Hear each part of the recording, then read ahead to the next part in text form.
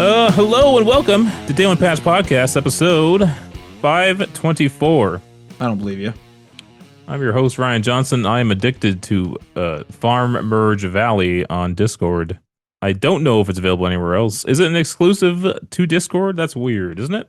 I sincerely wouldn't know. Is it also weird that I'm addicted to it? I think it is, but I mean, I'm only saying that to bug you. It's scratching some itch deep in the brain, you know? Wait a second. Are you playing it on mobile as well? I think you've answered this before, but are you playing yeah, because it works on phone. It actually looks like it's supposed to be on phone. The resolution's a lot nicer on the phone. Well, I mean, I almost feel like it's a mobile game that they then like hijacked or like, you know, bought the rights to or something. well, it's Zynga, right? So like Zynga, Yeah. at least I think it's Zynga. So like Zynga is like, you know, known for Farmville and stuff, which, well, I guess that's not really a great example because that was a Facebook game. I was thinking it was a mobile game, but that was a Facebook game. Right. It's just one of those things that gives you endless progress, right? Well, there's a question is, I mean, I've played it with you guys occasionally, sometimes before a stream. Is it a thing? Like, is the end a thing? Because you can scroll up the map and see the end of the property line. Is like, Right. yeah, I suppose you could keep merging, but like effectively, is there not an end to the game where it's like, I've expanded enough and now I'm just sort of like, I mean, once you're that high, like, yeah, once you have everything unlocked, I don't think there really is a point to keep playing. right. There's a limit to how many items you can unlock too, right? If you go to your discovery book, it'll show you all the items. And like once you get avocado plant and then max that out, you're done. Well, here's a question. Are there updates? I don't know. I'm not following the developer on social media or anything. You're not following Don Matrick? Which, yes, I know Don Matrick is no longer involved with Zynga as far as I know. Is he even around? What's he even doing? Well, he might have what do you call it? Gone to like just retire. Like he's kind of gone through the Probably owns paces a of sports corporate. team. Well, it's kind of crazy to go from like such a high position at Microsoft and then just go to Zynga. I think he was CEO for a short duration, and then I just never heard from him again. Although last time I seen him was on the Power On documentary that Xbox made. Oh, right, yeah. But anyway, I didn't even introduce you, Matt. That's Matt Lawrence. It is So distracted by Farm Merge Valley. crazy. I do apologize. My throat is a little sore. So my talking might be a little strained sometimes. Please bear with me. I will not. All right, Matt. Why don't we just go into the video game fun facts? Let you What? talk for a bit. No, let's Take it make away. let's make you talk with all the throat pain. But no, yeah. Today I thought I would do one about the true crime series, and also a sort of, I don't know who you'd call it, a cult classic, but certainly a game that is popular, which is Sleeping Dogs. So fun fact, originally developed as True Crime Hong Kong by United Front Games. This game was planned as the third entry in the True Crime series, the first one being Streets of LA and the second one being New York City. It was going to be set in a rich, detailed open world Hong Kong, and it focused on an undercover cop named Wei Shen. It was going to blend the martial arts, combat, gunplay, and driving in a way that few games had. The game was about 70 to 90% complete. This is as True Crime Streets of Hong Kong, or True Crime Hong Kong, I think. I always add Streets of, because I also say True Crime Streets of New York when I talk to people too, if I talk to people about it. But yeah, True Crime Hong Kong. So this game was approximately 70 to 90% complete, but unfortunately Activision, the publisher, decided that they were going to cancel the game. This was in 2011, and this was because they claimed it couldn't compete in the crowded open world space at the time. They also cited some budget concerns with the project as well. This is where Square Enix stepped in. They saw that there was some potential. Obviously, they saw that the game was rather complete and acquired the publishing rights. But one important note is that they did not acquire the True Crime IP. So that is why the game was rebranded as Sleeping Dogs. So just approximately 1 year later, in 2012, Sleeping Dogs earned critical praise for its cinematic storytelling, brutal hand-to-hand combat, and cultural authenticity, though it only had modest commercial performance. However, whenever I talk to anybody about this, like, I feel like this is more of a cult classic. I didn't, grab sales numbers or anything for this thing, but I hear, great things about this game. And it also got a re-release as well. There's some sort of definitive edition, which kind of was like not a remake, but sort of a remaster, had all the DLC, one of those treatments. Now, what's interesting is because the game had, kind of gained a bit of a following, cult following, whatever you want to call it, there was actually supposed to be a Sleeping Dogs 2. So in 2013, United Front, which is the developer, began working on Sleeping Dogs 2, pitching a far more ambitious sequel. So Wei Shen, which is the protagonist, would return, now working alongside a new protagonist, which was a mainland Chinese police officer. Players would experience both law enforcement and the criminal underworld perspectives. A proposed constellation system would allow for real-time moral decisions and consequences, some influenced via a mobile app. That was kind of that era, right? Where it was like, let's have companion apps for everything. Sleeping Dogs was? Yeah. So this is the Sleeping Dogs 2, because this is 2013. Oh, Sleeping Dogs 2. Right. Yeah. Which never came out, to be clear. Right. Yeah. Now, this perspective app would let you monitor the city and dispatch cops while away from the game, leaning into the surveillance themes and ethical dilemmas. Unfortunately, Square Enix decided to pass on the project, viewing it as too risky with unproven tech and a high budget, especially after the original's sales did not meet expectations. And you would think that this is kind of the end of it, but that's not the case. Approximately 1 year later, there was a forgotten spin-off that was pitched called Triad Wars. This was supposed to be a multiplayer experiment. Very few people remember this. Very few people played this. So in 2014, United Front pivoted to Triad Wars, a free-to-play online game set in the Sleeping Dogs universe. So instead of story or police drama, players controlled their own Triad boss. They would build rackets, attack rival turf, expand criminal operations, things like that. And it used some of Sleeping Dogs' combat and driving mechanics, but it was heavily focused on asynchronous multiplayer, base upgrades, and grinding. Now it launched, not fully, but it launched into beta in 2015 for PC. It received, unfortunately, mixed feedback, and then was officially canceled early in 2016. And it never made it past that beta phase. So you could say it was quote unquote canceled, but I guess it hit early access. And unfortunately, without a successful follow-up to the original Sleeping Dogs, United Front Games then closed its doors approximately 1 year later after Triad Wars was canned. And that's it. That's the sort of, I was going to say the true crime saga, but it kind of isn't. It's kind of an interesting road. Like, I don't know if you guys, or if you remember, Ryan, but back in, I guess it was E3s, Gamescom, whatever, like one of those big presentation things, like True Crime Hong Kong was shown off and people were like kind of shown it. I believe there was a chase scene and there was like pretty cool looking, and it's like, holy crap, like, this is, I mean, for me anyway, as in my childhood, like the True Crime series was pretty cool, like really neat game. And I really enjoyed him. So it's like, this is going to be great, especially since New York City, like True Crime New York City, was really very buggy. Like, it crashed a lot. It would freeze a lot. It wasn't great. I've even tried to get it running on an emulator, and I have, but even getting it running on an emulator, it's like you can't use any of like the emulator accoutrements or like enhancements, or at least I couldn't get them working. I think I was using the PS2 version, and I had to basically set it so that it was like an old PS2. And then it finally worked. So this game is definitely, kind of, I loved True Crime New York City, but it was kind of unfinished. Like, it was definitely a buggy experience. Yeah. But that's it. True Crime Streets of Hong Kong, or True Crime Hong Kong, if you're trying to say it properly and not like me. And eventually Sleeping Dogs. Emma Stone was in that. That's right. The original Sleeping Dogs. And so was Lucy Liu. I believe Emma Stone was one of the like romantic interests. Yeah. I kind of remember that game coming out, and you're right. I feel like a lot of people in our friend group played it, and so it was kind of shocking that it didn't perform all too well. And I remember they remastered it a couple times or something, right? Or there was other releases. Yeah, there's like some sort of definitive edition for sure. I think I played it on, I think it was free, and I also played it on the Xbox One, because it originally released, I want to say the 360. Do not quote me on that. I will. I feel like that might be incorrect as well, but that might be correct. But I played like the disc version, like I purchased the original kind of, at launch disc version, and I never beat it. And then when we were given it with Games with Gold at the time on Xbox One, I was like, you know what, I'll give this a try. Now, I didn't do the DLC in that. I think maybe I touched some of the DLC just kind of along the way, but I more or less just played the game to completion, which is what I wanted to do. And it was a good time.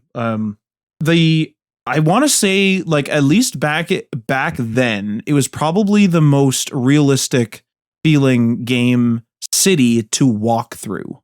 Mm. specifically. I know that's a weird kind of niche thing to say, but it's sort of like if you walk through like the markets, if you walk through certain areas that would be crowded in real life, they are indeed crowded, and people are kind of not heckling you, but kind of trying to bring you in, like, hey, like buy my goods, buy this, buy that, and things like that. And it's like a very sort of alive kind of system, I guess you could say.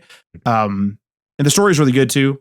So, I mean, if you're looking for just like a story game that's open world, I would highly recommend Sleeping Dogs. I think the main issue with Sleeping Dogs too is that we have, or as well, I guess, not the canceled sequel.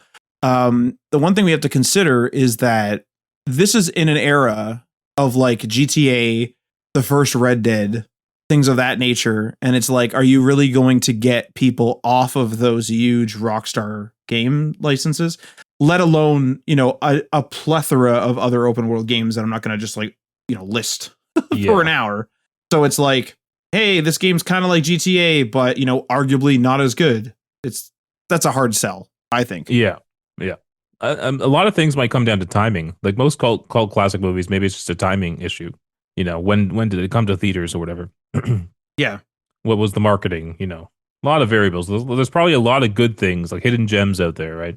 Well, the thing with me, with just the true crime series in general, and specifically with true crime New York City, or Streets of New York, as I like to say, I like just how innovative, or at least I thought it was innovative, the open world kind of freedom was. So you kind of climb the ranks, like you're a detective and you're undercover and you climb the ranks, but if you do a bunch of bad stuff and the department finds out, you get knocked back down to beat cop, and you have to be a beat cop, and you're no longer undercover, and you just have to go around and like solve crimes and pull people over, and things will pop up on the map, right, where it's like, hey, someone's being robbed, and things like that. And you have to do that. And like, I remember that just being cool as hell, because I remember like, you save up your, I forget what it was, money or cred or whatever. And you go back to the police station and you could purchase vehicles. So you would start with just like a, kind of a late model Crown Vic. And then you would go into, you could go all the way up to, I think I got to like a Hummer. I don't know if that was the top, but having this like huge Hummer. And I don't know, it's just one of those things where it was just a little more, I know I'd probably get flack for this, a little more innovative than GTA in a way. Like GTA is cool and all, but it's just like, be a criminal in like, a well-crafted story and in a well-crafted city.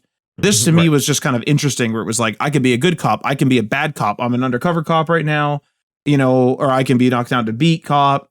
I can do these side things. I can not do these side things. Like it's pretty cool. Like you could do things like you could plant evidence on somebody. Like you could pull somebody over, just be like, hey, what the hell is this? And plant some evidence on them, and then like take them in and arrest them and stuff like that. And it's like, I don't know. It was just an innovative experience. I'm also a sucker for detailed cities in games, and like being able to sort of like interact with the general public in that way. Like, how like something like a Spider-Man 2 is, it's cool and all. It's older now, but like the people are very much just sort of like, we have to make this city look alive.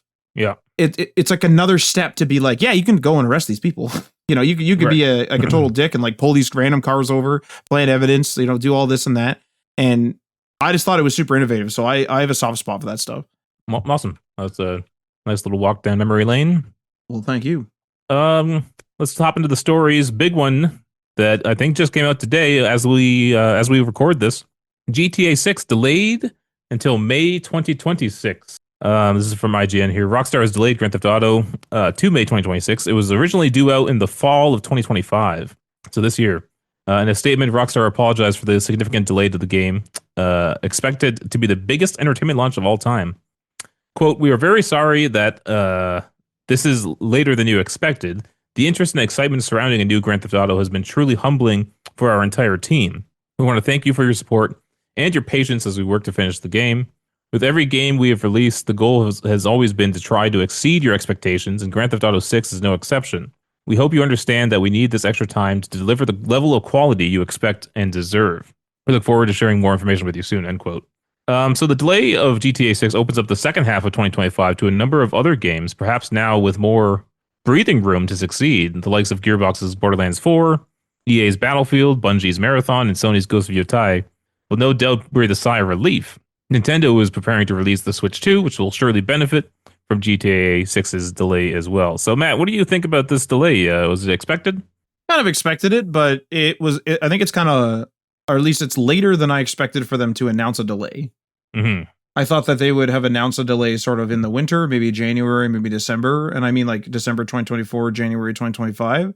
And the fact that they didn't, I kind of thought they were going to meet their date, but unfortunately that's not the case. To be honest, I was kind of so convinced. I mean, this is by my own thoughts, but I was kind of so convinced by my own thoughts that I saw this story break just on Instagram and I didn't believe it. I thought it was some sort of joke. And I like checked the date of the post thinking it was April Fool's to kind of piss people off. But then unfortunately it was not. Do you think this hurts them in any way? Probably not, right? I mean, people are going to complain like they did with GTA 5. I don't think it ultimately hurts them. I would prefer for GTA to not be a buggy mess, ultimately. If I was them, though, and obviously they're not me and I'm not them, but I would maybe not announce dates anymore. I would I think that's what's weird, right? Because they said May 26th. They gave us a date. We didn't have a date before. We had a window. Right? Yeah, fall 2025, yeah. But like fall 2025 is only a few short months, depending on how you determine what autumn or fall is. Yeah. Because you can do it by the calendar, or you can just do it by in general or whatever. But I don't know. To me, I would just maybe like there is so much hype around this game when just like a trailer launches that I feel like I would just be like, hey, we're ready to show you guys a trailer, and then just like have that be an event almost. Yeah. I feel like that would be enough. And I know people are just going to be like, yo, when's this coming out? When's this coming out? When's this coming out? But that's always the question. Like, I mean, the instant GTA 6 launches, there'll be articles that are like GTA 7 in 2 years. And that'll, people will be fucking running with that. So IGN had talked to Take-Two's CEO, Strauss Zelnick, and they asked him about how confident he was that Rockstar would hit fall of 2025 for GTA 6. And he said, quote, look, there's always a risk of slippage, and I think as soon as you say words like absolutely, you jinx things. So we feel really good about it. So anyway, I mean, things change, obviously. I mean, the game was probably in a completely different state back then or whatever. He also said it wasn't absolutely going to come out the fall 2025. And a game of this scale, right, I imagine there's a lot of moving parts. It's probably a ton of issues they need to polish up, right? It's probably insane. Like, I would never want to be on the QA team. Yeah. And I'm fine waiting for it. I mean, I'm already overloaded with games this year as it is. Like, I'm still going to be playing like Oblivion for the next like month here, So, and I got a huge backlog of other games. So I want as many games to get delayed out of 2025 as possible, especially a game like this, because this will probably take over everything else, right? What's Anything crazy? else I'm doing, I'm going to be playing this instead.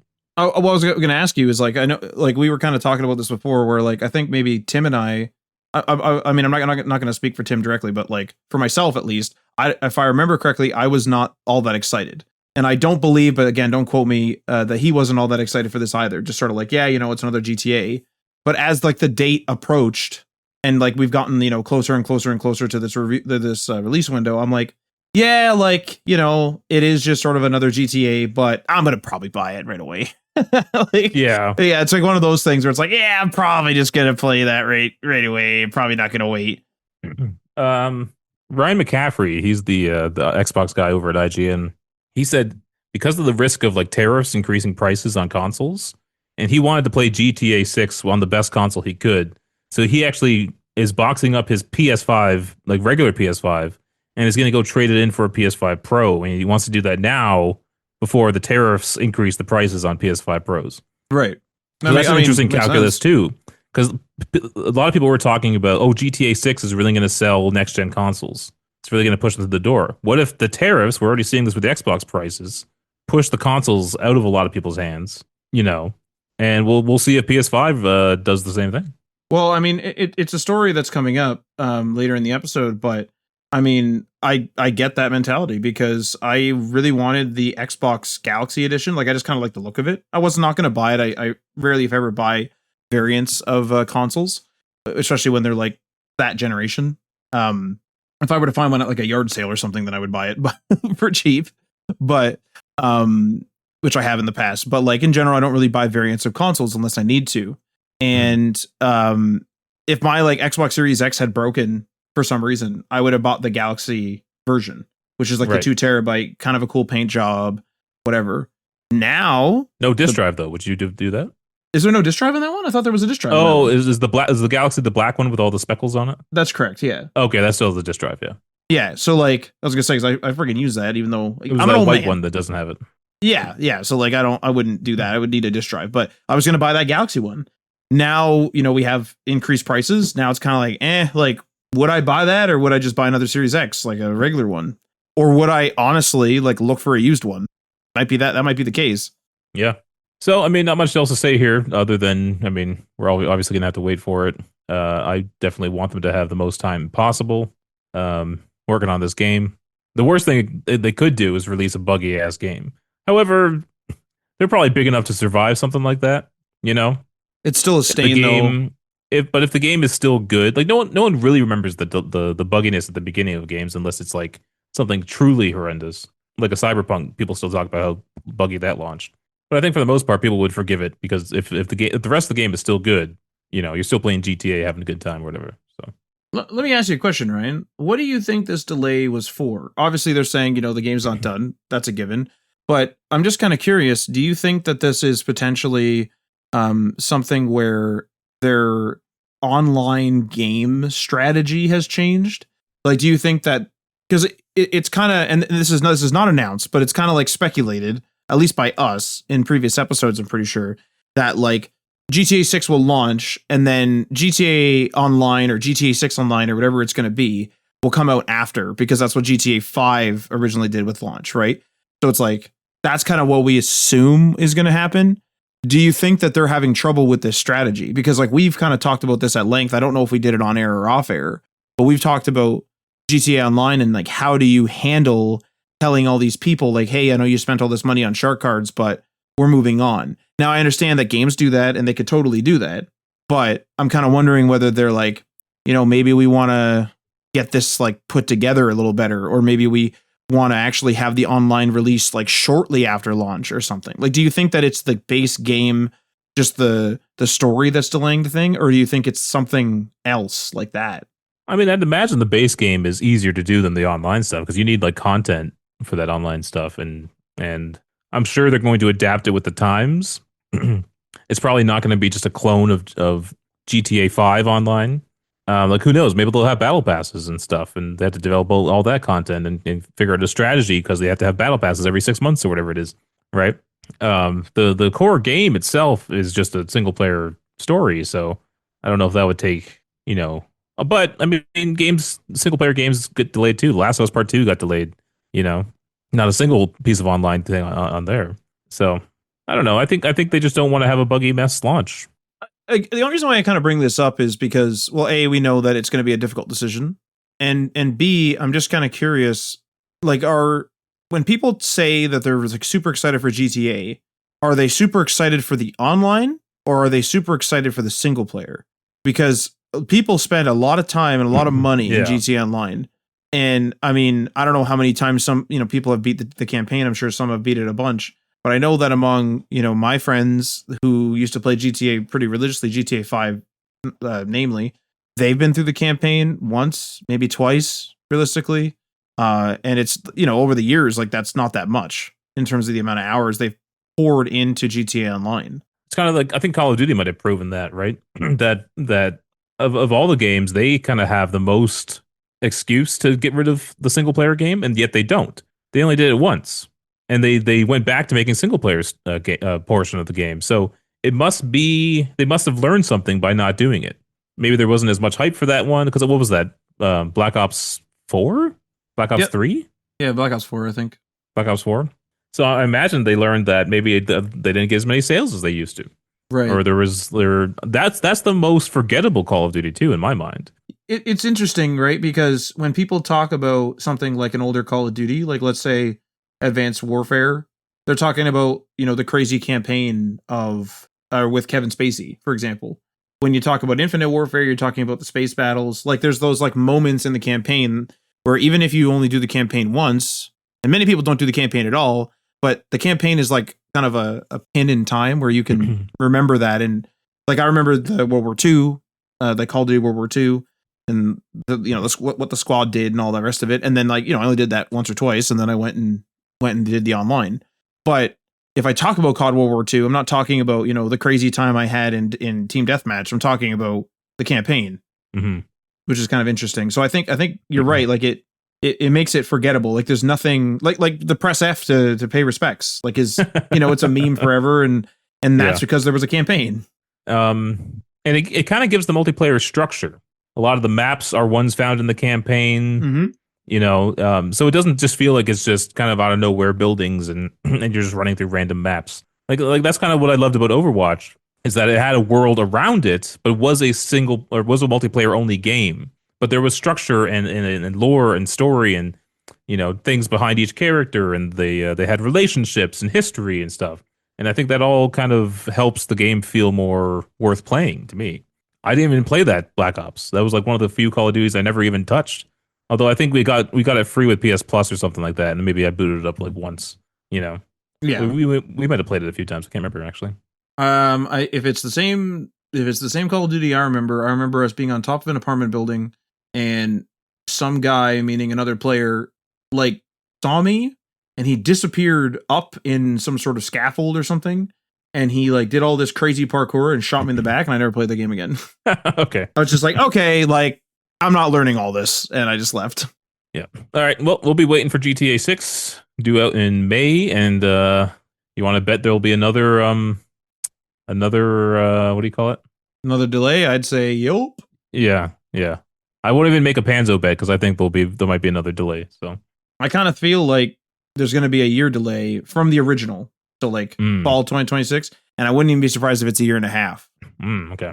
All right. Well, we kind of indicated this earlier, but we'll talk about it now. Xbox is raising their prices of consoles, controllers, and games worldwide, including in our own country of Canada. This is from Mobile Syrup. Microsoft is raising the prices on a variety of Xbox consoles, games, and controllers around the world, including Canada. In an update posted to its website, Microsoft said it's now charging more for those products in response to, quote, market conditions and the rising cost of development, end quote. So they didn't specifically say tariffs, but they're just saying the rising market conditions, I guess, is the tariffs. That's right? Definitely a market condition. Tariffs are definitely a market condition. Microsoft says the cost of some new first-party games will go up to $79.99 US. That's around $110 Canadian. By the holidays, right in time for the holidays, when you're buying all your gifts for your friends and your kids and all that stuff. The price of Xbox Game Pass will remain the same. So $22.99 a month for the Ultimate tier, which I think we both have.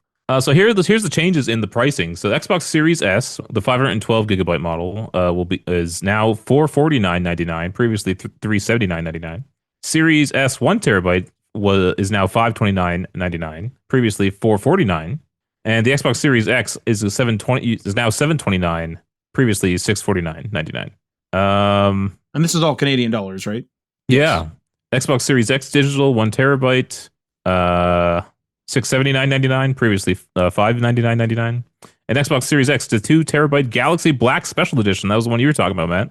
It's now $879.99, previously $799.99. So is that price out there for you? Is that too much? I think so. Yeah. To be honest, I didn't really realize it was $7. I thought it was originally $729. So I may have been out the whole time. Okay. However, you bought the expansion card, right? Correct. That thing alone is like 200 and something Canadian. Yeah, I got it on sale. I don't remember what exactly the sale price was. I got it on a pretty decent sale, but honestly, with stuff like that, like I did wait for it, but holy crap, like I'm not managing data all the time. Like there comes a point where I'm like, my time's more valuable than this. I'm just paying for this stupid card. So what effect do you think these console price increases is going to be? Well, I'm kind of interested because I mean, Xbox is already on kind of shaky ground with their hardware sales, and I'm kind of surprised to see them do this before Sony. However, Sony has been raising the price of their console all along. Like the PS5 Pro recently launched, and that didn't have a price. The price didn't go up, but it was released at a high price. Yeah. And then if you remember, there was the original PS5, and then obviously we got a PS5 Slim. And when the PS5 Slim came out, it did not go down in price. The console went up in price from that large version. So like they've already been kind of like bumping their prices up. Also, like you're going to mention some of the controller stuff. The DualSense is already more expensive than an Xbox controller, at least as per the old pricing. Yeah, because Xbox controller, this says it was previously $74.99. I think the DualSense controllers are like $89. bucks Canadian, right? I'll check right now. I did just look up how much the PS5 Pro is in Canada, and it is $959.99. And if they That's raise the price, it's going to be an over $1,000 console. might be the time to check if people will buy it. I mean, I've had a PS5 Pro for like the last since it launched. I don't think it's worth it. So you can save your money there. That's not good. It's worth it for a crazy guy like me, but if you're not a crazy guy like me, just stick with the regular PS5. The PS5 DualSense. This is at BestBuy.ca right now. Just the normal, whatever default white is $94.99 Canadian. Woo! Wow, that's a lot. That's before taxes. Yet That's a lot. Is that even baked into the price of the console? I don't know. That's a good question. Because if I'm looking at the prices currently in Canada right now for the slim digital edition console, it's $579. Are you telling me that like most of that $79 is the controller? It's very possible. Well, here's another thing too. So this is for the other colors. So the colors that are available, it says there's 6 total, but there's 4 kind of available in this top bar here. So I told you the white color. There's sterling silver, volcanic red, and cobalt blue, and those 3 other colors are $99.99 before tax. Wow. Wow. I mean, what's stupid about this is, like, sorry to say this, but these controllers are still breaking at the same rate that they did before. You have the stick drift issue, you have buttons that stick, whatever, blah, blah, blah. The battery life is not very good on a DualSense. Like, I don't know. Like, it's one of these things where it's like, I understand the DualSense has a lot of tech packed into it, but there comes a point when it's like, are you really going to charge $100 before tax for something that has like last gen issues? I'm not saying that good. No, I was gonna say, like, I'm not saying that like solving something like stick drift is easy, but at the same time, it's like, I don't know, try. It has a lot of tech packed in there, but I don't think it has that much tech packed in there. Especially now, since it's been out for a while. It's a TV remote with vibration functionality. You know what I mean? Let's get real here. I imagine they're actually charging a lot more on things like controllers than they need to, just because they know people are going to buy them. They're going to wear out. So I imagine the profit margin on that is a lot higher. Well, what's interesting too is like I bought a volcanic red on sale during either Black Friday or Boxing Day, and I got it for $79.99. I'm still looking at the same store page for the DualSense, and there's some refurbished options on the default white color. Refurbished is $63.99. Open box $79.99. If I go to one of the colors, so I'll just go to volcanic red. There's 3 refurbished options for $79.99. So I actually got my volcanic red for what a refurb one costs. Now, here's the thing: is you could always wait for a sale. Like, this is the thing. There's something else to be said though. Is like, I don't think, like, I know that in one of the previous episodes we've had, which is a long time ago now, I remember I said, like, if games are costing all this much money and this and that, instead of like putting a bunch of like microtransactions in the game and kind of like, or releasing it half finished and stuff, I even said, I was like, release really good products that are finished and just make them $100 and I'll buy them. This is pre Game Pass now. So now, like, our value, including my own value scale, is skewed. So seeing a $100 controller, I'm like, oh my God. However, controllers and games have been relatively stable priced for a very long time. I mean, you and I were talking yesterday, Ryan, how like, I think it was like a McDonald's burger in like America has gone up over 100% since 2019, I think it was, or something like that. Or maybe 2022 or whatever, something like that. But the whole point is like within recent history that those things have doubled. And it's like gaming has been relatively stable. So I don't really know how to feel about this. Like, it sucks. Gaming is getting more expensive. And the thing you're going to hear all the time from people is like, well, then I'm not going to game anymore. It's like, well, then what other hobbies are you going to do? Like, I'm sure there's a bunch, but everything is expensive now. So like, no matter what hobby you get into now, like if you're like, I'm just going to, bike or something like that. It's like, well, like a good bike is very, very expensive as well. A good bike isn't going to be $25. I just saw this in a video today, and I don't want to really sidetrack us, but it was like a guy critiquing a video of like a bro-ish kind of dude who thinks he's like a manly man kind of guy. And he was like, well, why are people still playing video games like when they're adults? Or like, are we over this? Blah, blah, blah, blah. All the typical things you hear all the time, right? And the guy in response to the video was saying, the bro guy was like, why do you have like this dumb hobby or whatever? The guy in response to this video said, it's not a hobby, it's entertainment Just like movies, music, reading, anything else you do to entertain yourself, it falls under that category. Now, I've always called it my hobby, but calling it entertainment, I think, puts it in a different bucket. I don't know how you feel about that. Inherently, is a hobby not typically entertaining? Yes. Should we look up the dictionary definitions of these words here? Yeah, I don't really know how to unpack that because, like, calling it entertainment, like, feels like it's different. But when yeah, go ahead. Hobby. This is from the Oxford languages. Hobby, an activity done regularly in one's leisure time for pleasure. Okay. That's basically entertainment. I was gonna say, like, what if I just watch a show? Yeah. I don't know. I don't know if, like, I feel like that argument kind of falls apart a little bit because I mean, I'm sure some people do certain hobbies to maybe not entertain themselves, but to get something out of it. Like, could you call exercising a hobby? I wouldn't. But what if you were one of those people that's like super into it? So you're not just like, hey, my doctor says I have to like run an hour a day, so I just do it. What if you're one of those people that's like, if I'm not running, I'm playing soccer. If I'm not playing soccer, I'm playing hockey. See, I've always viewed hobby as more, and this is wrong, but I've always viewed it more as like you're making something or you're constructing something or, you know, like building a ship in a bottle. Like that's like a hobby because you're doing like a little thing in there. Sewing or knitting seems like a hobby to me. Yep. You know, I don't know what else, other hobbies. Well, carving wood, you know, like carving little figures. Yeah. Marty was like doing some clay stuff just for fun for a bit.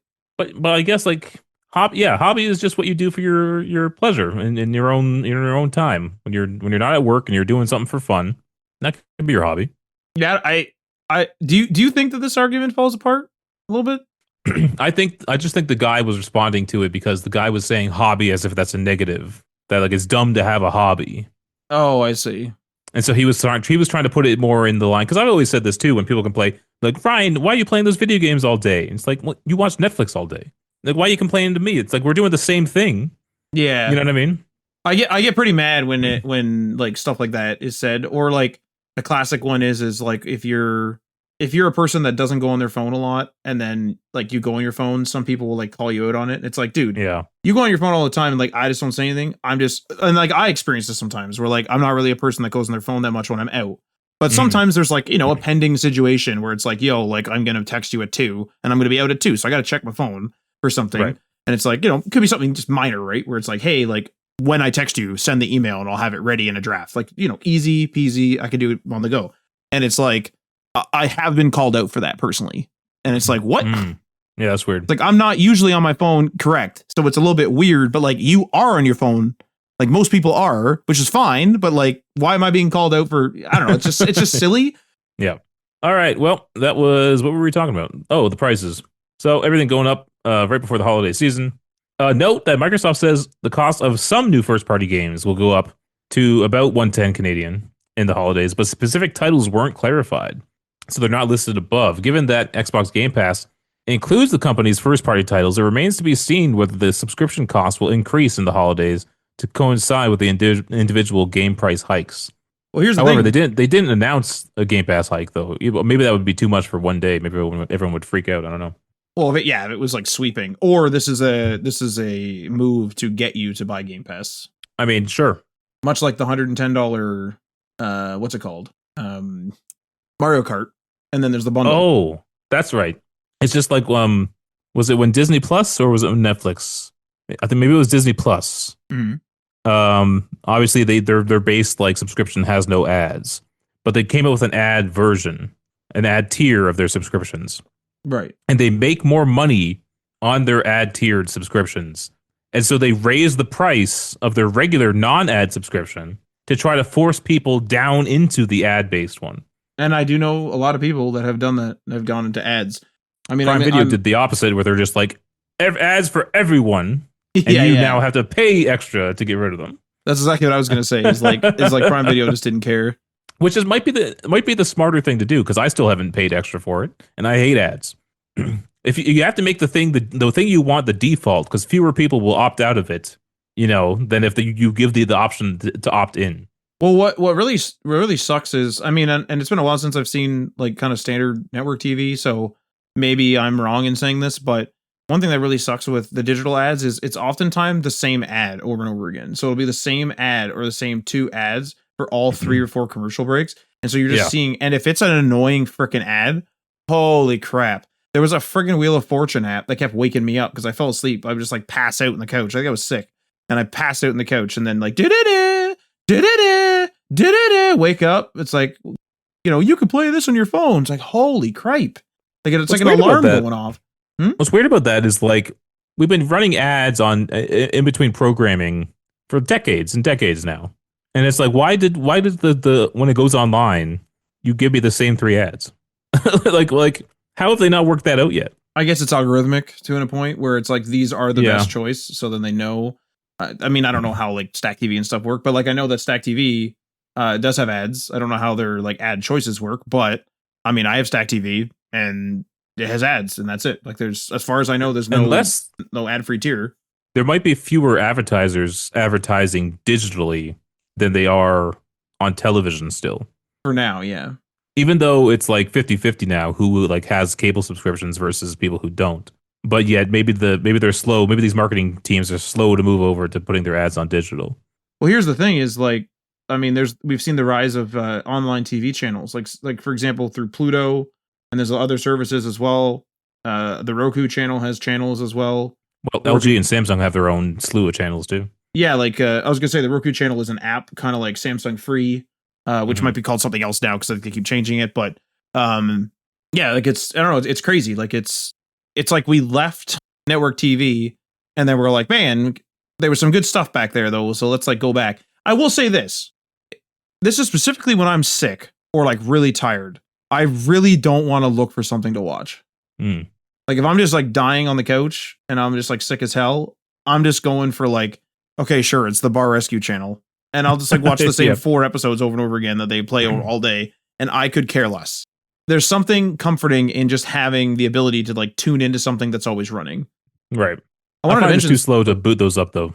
Now Pluto and whatever might, and the Tubi one or whatever, those have like apps, so those are pretty quick. But loading up like the LG channels on my LG TV, super slow, and so I just don't do it. That's what I was going to ask you. Like too slow. Like what do you mean?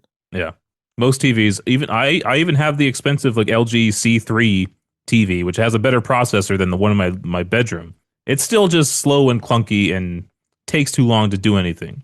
My Apple TV is a dedicated set-top box. It's super quick, super snappy. Rarely have issues with it. But the LG, like the built-in TV software, is still garbage even all these years later. It's crazy. You know what's kind of interesting about that though is I wonder if they made it less flashy, like less transitions, less this, less that. Would that help? Now I understand people would be like, it's an older interface. However, I mean, if it just frickin' works, then it just frickin' works. Yeah. I did want to say one thing too that's kind of interesting is like we were talking about all these Xbox price hikes. I mean, Expedition 33 just launched, and it's launched at not full retail. Or what we consider, I guess, full retail for in games. So in Canada, a full retail game pre-tax is considered, I think it's $89.99, I believe now. I'm looking at the Xbox store page for the digital purchase, and before taxes, it's $63.99. And that game just came out. So, I mean, yeah, I understand that like some games are going to be $110, whatever, but at the same time, Xbox doesn't seem opposed to having games that are under that, so that's good. Yeah, all right, that's all I have to say. Last story for the week. New Nintendo Switch firmware update version 20.0.0 redesign icons, add system transfer to Nintendo Switch 2 and more. So this is a quick update, just that they're getting ready for the Switch 2 launch in June. Chief among these updates is the addition of a system transfer for Nintendo Switch 2, which you'll now find in the system settings. This lets you perform a system transfer from your Switch 2 to Switch 2, from your Switch to Switch 2 using local communication. So if you're planning on getting a Switch 2, even with the higher price, you'll be able to transfer everything over. Yeah, that's about it. When's the last time you've actually played your Switch, Matt? It's been a while, to be honest, like probably like 2 months, 3 months, something like that. I don't think last time I was on it, I was online either. But I have like a backlog of games on there. Like I have like some games that I purchased that were like re-releases. Like, so for example, I have like the Metro games on there, and I want to play the original Metro games. And I kind of thought that was maybe a potentially cool way to play it. So I think like before I consider a Switch 2, and like I say this loosely, like I don't know how I'm gonna feel in a few months, but I feel like I want to get through my backlog on Switch, to be honest, and like that might take quite a while. What made you buy a Switch in the first place? I have this like weird thing personally where I want to be able to run any game format. And that's why I'm okay with not getting the variants or the pro versions of consoles, because I'm still able to run the like what's there. So like I'm able to run like CDs, DVDs, Blu-rays, etc. And like some of those are game consoles, some of those are PC, old school, whatever. I know it's weird, but it's just a weird thing I have where I like saw it on sale on Boxing Day. It was a bundle with, I think it was Mario Party. Actually, it was definitely Mario Party because I did not buy that, but I have it. And so yeah, that's just, I don't know. It's like a weird personal thing. Why did you buy two? Well, you know me. I have delusions. All right.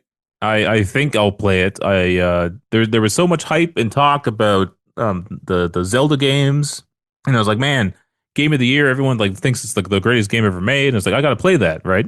But then I play it, and I've just realized like Nintendo games just aren't for me. Like I just don't. There's just something about them I just don't connect with the same way that other people do. Mm-hmm. So I get caught up in the hype of things, and then reality kicks in. Basically. Well, I remember you were online, and there was a few of us on there. I was there, and you're like, convince me not to buy this, and it was the Zelda version, I believe. And we were, all of us, myself included, were yelling at you not to do it. And in amongst our yelling, I just hear, I bought it. Yeah. It's like, oh my god, it's like, god damn. That one got me with the sexiness, though. That's a sexy console. I have a weird question for you about that. Okay. So this is a technical question. It's not like a weird sexual question. Right after you said the word sexy, I got a weird question for you. No. So the Switch 2, or sorry, just the Switch in general, has a battery in it. And it's not really like user removable normally. Like, yes, you can take it out. Yes, I understand. But it's not just like you open up a door with like, your nail and you pop the thing out like double A's. It's no PSP. Correct. Would you buy shells of consoles like that? They're official, they're for display, and they're cheaper, but they don't have any of the stuff inside, or maybe just not a battery, or whatever, some sort of like more of a display piece. Probably nothing inside, like no electronics. Maybe like the display lights up or something stupid if you plug it in. More of a display piece, because you're saying like I bought that because of the sexiness. It's like, well, you could have bought this cheaper one if this existed. Because I don't know about you, I'm having like an e-waste situation in my house now, where like everybody is like That's keeping fair. their phones, and it's like, people are like, oh, you got to charge them on this schedule to keep them alive for 10 years. I'm like, I'd have to have like a major chart, a major schedule on like charge this thing to 20, charge that to 80, do this, that, it out of control. Like, yeah, but I think I'm partly buying it as like a collector too, though, right? mm-hmm. And in that aspect, I want it to be a working unit. So I don't think I would buy just a shell of something. Do you think that people would? Probably. Like, have you seen like those? They'll take like a cell phone, like a BlackBerry or something, and they'll explode all the parts and then put it in a frame. Yeah, I could see something like that being interesting. Even if it's just like the console in a frame, like a 3D frame, you hang on your wall or something. But it's not a real console inside, Mm-hmm. That'd be kind of interesting. I'm not against it. I'm just saying for the reason why I buy consoles that I don't need is part of just having a working console. Yeah, like in your case, like you want the collectability of like having a working, entering console here. It's like it's like 20 years from now, I want to like go into my basement and pull out a box and be like, holy crap, look at the freaking Switch Zelda edition with the exploded battery. Yeah, that's right.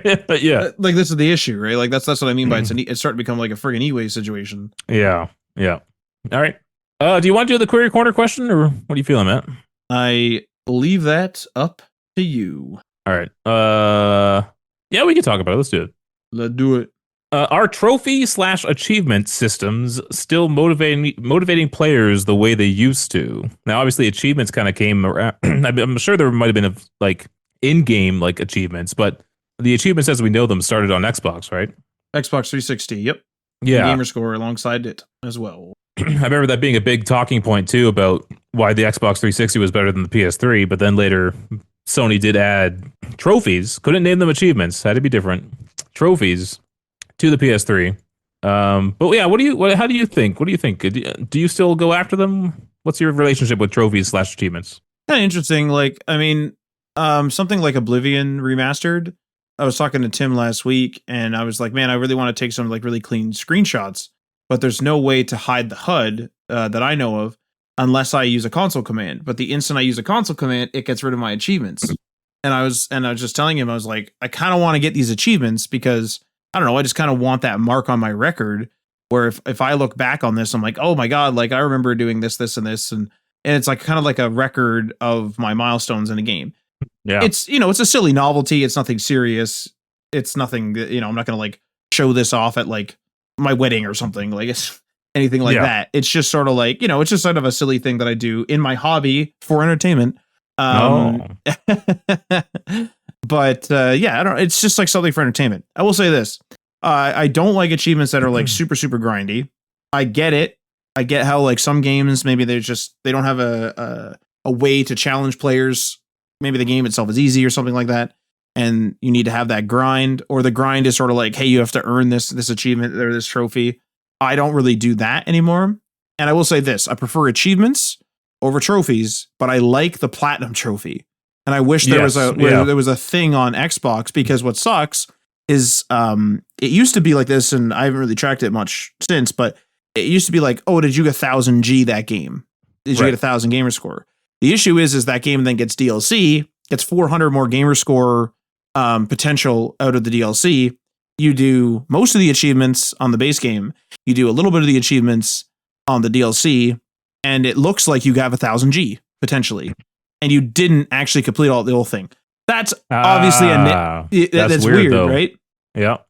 That's obviously a nitpick. Like, it's not a real problem. I just, for organization purposes, I would prefer it not be like that. That's weird. I don't mind the Steam way though. The Steam way is to just have a ribbon. It gives you a ribbon if you complete all the achievements of the game. So I did that for RoboCop Rogue City. Okay. And so you just get like a ribbon at the end, and that just like marks it as complete. Now, that game doesn't have any DLC. If they added DLC, I don't know how they would handle that, because games do get new achievements. I think Civilization, you know, had achievements added as things were, I mean, literally expansions, but also just updates. I think they added new achievements. How they'd handle that, I don't know. But I would like something where it like marks it. One thing I do like about the Xbox though is like if you get a rare achievement, it kind of like has a little diamond, and it makes a kind of a loud and kind of cool sound effect that you got like a rare achievement. I kind of like that. Again, these are like achievements and trophies are things that don't really matter. They're just fun. Yeah, I'm kind of in the same boat as you. However, being a PlayStation fan, I do like trophies better, just because that's what I've always kind of known. Mm-hmm. I have no real desire to get like achievements on Xbox, which is weird. Particularly now, even though like I'm playing a lot more Xbox games than I am PlayStation games, just because PlayStation hasn't really launched anything. But it does, even though I'm not serious about my trophies, it does come into my calculations about where I play certain things. Oh. Now, obviously, you know, if it's on Game Pass, I'm playing it on Game Pass. It'd be stupid to buy another version of it. But I do feel like that Claire Obscure Expedition 33 just came out. It's on Game Pass, but it's also on PS5. And I'm thinking about, wait, I just got a boop. You still there, Matt? Yeah. You just got a boot. What does that mean? No, I got a boop. I thought I got kicked out of the chat. Oh, no, you're good. I've already downloaded it on Xbox and PC. I'm going to play it there because I had it free with Game Pass. But a part of me was like, man, I'm not going to get my trophies for it. You know what I mean? Yeah, like it's like kind of like a silly little thing on the side, but it's not kind of nice to have. It's not a deciding factor where I play something, but it's like a regret when I play it on Xbox. You know what I mean? Some things you want in your gaming record. Right. And most of my record is the trophies, not Xbox achievements. Right. It's interesting because I went from being a big Xbox guy with the 360 to being a big PlayStation guy with the PS4, largely due to the community of people that we have. And then I also have a community on Xbox and on PlayStation now. So like, I've been playing on both, but lately it's been all Game Pass because I mean, I may as well not pay for anything but the subscription. So I've been playing a lot of Game Pass, and it's weird. Like I have this like weird, like back and forth. Like I have a lot of trophies that, you know, during the PS4 era, I have a lot of achievements in the Xbox 360 era. Now I have a lot of achievements again in the Xbox Series era. Weird place to be. But I mean, I kind of like that though. Like even that is like kind of like showing your record, right? Like if you'd have to pull up 2 profiles if you wanted to present it, but that's fine. Like I'm fine with that. Right. I also ran into this issue when I started playing AC Shadows on my Mac. Mac does have achievements through Game Center, and I I unlocked like one of the very first achievements in AC Shadows, which basically was something like get to your like home base or whatever it was, or play the opening mission or whatever. I got that on my Mac. I then started playing the rest of the game on my PS5. I don't have that trophy. It didn't activate when I booted up the save because the save is cross-platform over Ubisoft Connect, but the achievements didn't do anything. Oh, that's interesting. Yeah. So I don't know if we need to have a push for cross-platform achievements. You know. That's an interesting dilemma because I was thinking like, well, I play things cross-platform, but it's all on Xbox though. Like right. It's either streaming to my phone or playing on PC, playing on the PC version, or streaming to the PC for that matter. You're doing intra cross-platform, not extra cross-platform. Yeah, that's a good. Yeah, it's a good way to put it. That's kind of an advantage, right, of Xbox in that way, where they have kind of a presence everywhere. And hell, I've been doing it. And there's no real reason. My living room is just over there. You know what I mean? But I'm still playing games on PC and then going on Xbox and then playing them on PC and then going on Xbox. I did that with Avowed. I did it with Indiana Jones. I've been doing it with Oblivion.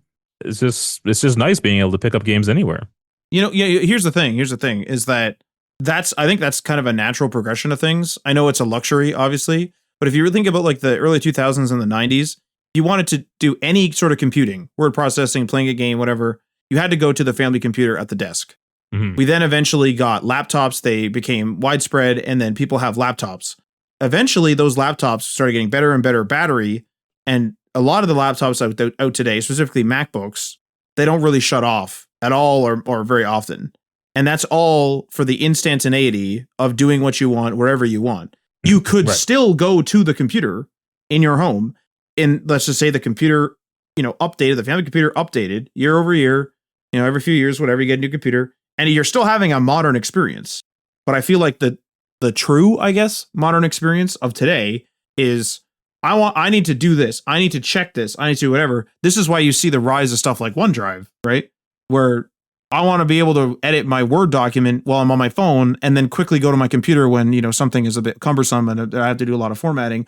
I'll go to my computer, then I can go back to my phone, or I can go to my tablet, or I can go around. And so OneDrive and other cloud services bring those things all around.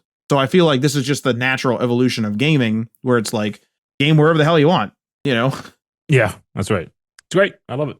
I do it all the time too. I'm a big fan of going from PC to phone to Xbox. So I like it a lot. All right, that's it for this week. Thanks for listening, everyone. Exciting times ahead. Too many games coming out. Oh, what we're playing. I completely almost missed what we're playing. Jeez, man. What are we playing? What have I been playing? Yeah, what have you been playing? What have you been playing? No. What have you been playing? I'm playing Firmware Valley. I mean, I did do a touch of that with you guys before the stream on Wednesday. For the stream Wednesday, we've been doing Crime Boss, Streets of Rockay, or maybe just Crime Boss, Rockay City, whatever. Because we keep referring to everything as the Streets of Rockay, so maybe that's just our own in joke. But I purchased the DLC, and then there was a big update, and they added a new level. So we're on the final, I guess, base game level, and then going to be doing the DLC. We thought we'd be doing DLC this week, but we did not. So I'm kind of excited for that. The game's goofy, but I mean, it's pretty funny. It's a pretty good stream game, I think. Yeah, it's just a fun game, and I like how some of the missions are crazy. Some of the missions are like, let's do like a proper bank heist.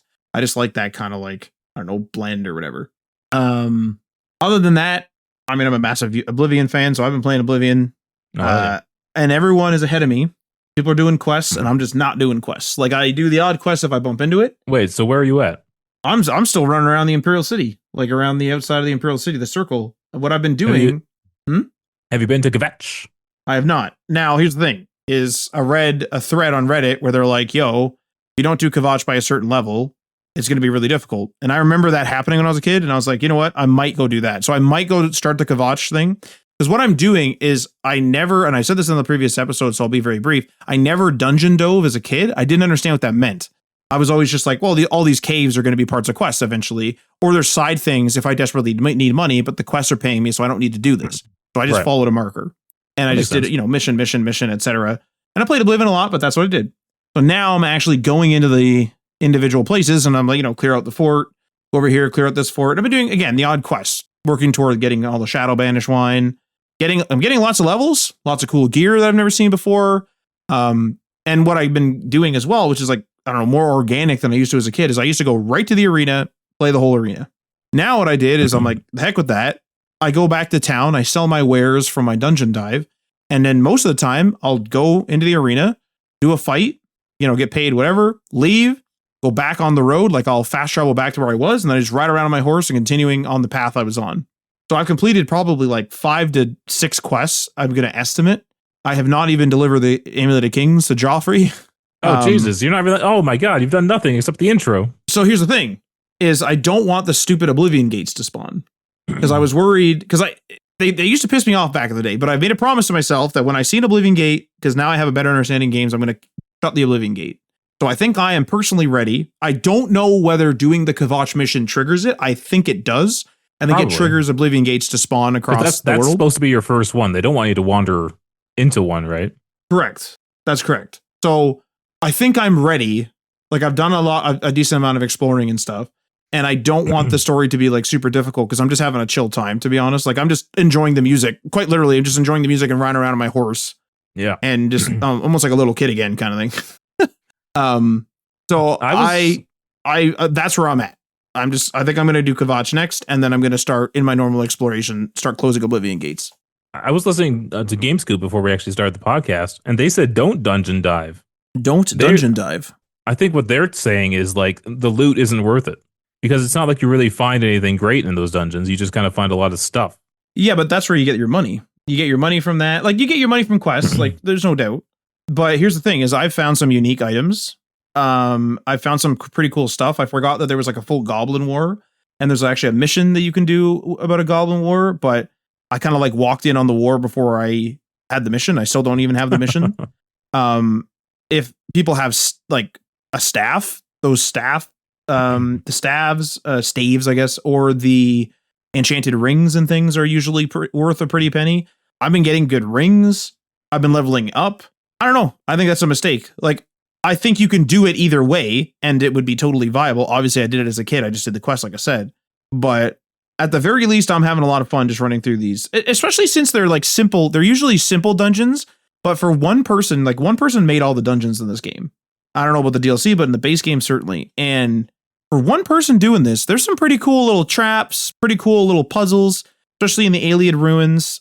I'm getting friggin' lost as hell, grabbing stuff out of them, finding Varla stones and stuff. And like, I used to like hate those places as a kid.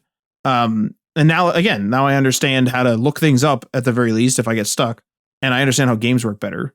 So I've been just kind of playing. I don't even know if like, I assume I'm going to complete this game, but like, man, it's going to take me friggin' forever. Like I'm just having a super casual time, and that's kind of where I want to be at. I like semi promised myself though, like a couple Sundays ago, or maybe last Sunday, that I was going to start Atomfall. I was like, you know what, I'll start Atomfall because I'm playing Oblivion. Like I have played Oblivion in the past, and I'll play it, kind of on the side. And then I sat down and I was like, I want to play Oblivion though, so I just did that instead. So I'm just letting myself kind of get fatigued of it, and I'll keep it on my console and slowly but surely chip away at it. Yeah. And I think I want to get all the achievements in the remaster, so I'm going to work toward that. I think at the time my sentiment may change, but what are you playing, Ryan? I'm also playing Oblivion, but the reason I'm playing Oblivion is because I finished Assassin's Creed Shadows. Hell yeah. Credits rolled, and they rolled for hours and hours. You were literally talking to me. I was on PlayStation and I was like playing something. I don't even remember what I was playing. And you were just like, we were having like some sort of like game philosophical thing, like conversation.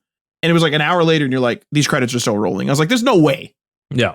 And since I was a kid, I've always just watched the credits of video games for some reason. I don't know why. I just made it like a personal thing where it's just like, oh yeah, I'll let them play out. I was holding down the fast forward trigger almost that entire time too, Matt. So that was wild. How many people made that game? Like that's crazy. I did eventually skip it because it just wasn't ending, and I wanted to go do other things. You didn't get to the end. No, So yeah, that was pretty wild. But yeah, I'm done AC Shadows. I'm still gonna keep it installed because I still need to clean up some missions. I do want to try to platinum it if I can. I think Aaron did it, so hopefully I can also get it pretty easily. It's good. It's not my favorite Assassin's Creed games of the modern ones, but I think it's up there. I think it's a contender. So if you liked any of the recent like more RPG esque Assassin's Creeds, I think you'll enjoy it. And Is then your I'm top moving still on. Odyssey? Yeah, yeah, for sure. So is would you say like out of the three RPG like ones or four, I guess, Four now, yeah. is it more of a choose your favorite, I don't know, historical era? Like if you're like big into Vikings, like Valhalla is going to do it for you, or is it more like Valhalla's kind of no matter if you like Vikings or not? Then I'm just No, picking on that Valhalla one. is good, but I think that does play a part into it. I do like ancient Greek kind of history, Mhm. and so I did like kind of just being in that world and seeing all the different monuments and things like that. So yeah, that definitely played into like my personal taste.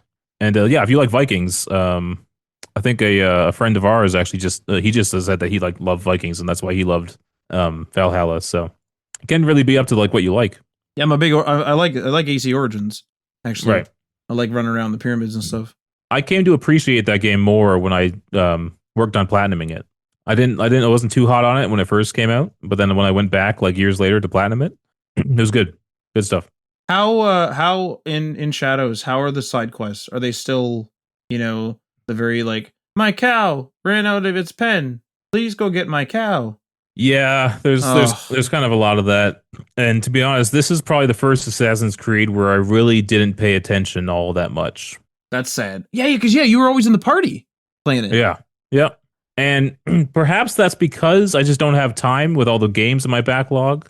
I don't have time now to have games I play while in a party and games I play outside a party. It's just like I have to get this done now, which is a bad way to look at something that's meant for fun, right? But that is how I have fun, I guess you could say. It's crazy how as adults, I mean, I suffer from this too. Is like we have that like need or want oftentimes to complete something, and like I don't know, it's weird. Like It I must be a I human hate that thing. that's a thing. It's got to be a human thing. We want everything in nice columns, all lined up and complete, right? Because everyone will ask you, like, did you beat it? And you don't want to have to Right. explain to them, like, well, no, I'm just in the hills. Or Yeah, that's right. Yeah. So I've also moved on to Oblivion. I was playing it right before I hopped on. oh, hell yeah. I just got to Kvetch Okay. What level are you? in 5. That's good. That's really Why? good. What? Why? So if you go in at, I think it's above level 10, the game scales to you, right? Yeah. But if memory serves, your AI companions do not scale. And so They you what have though? these very big creatures killing literally everyone. And then they turn on to you. So it's kind of a pain in the ass in that way. Okay. I currently don't have any companions with me because I was just like I don't want to deal with anyone else right now. I don't mean companions like that.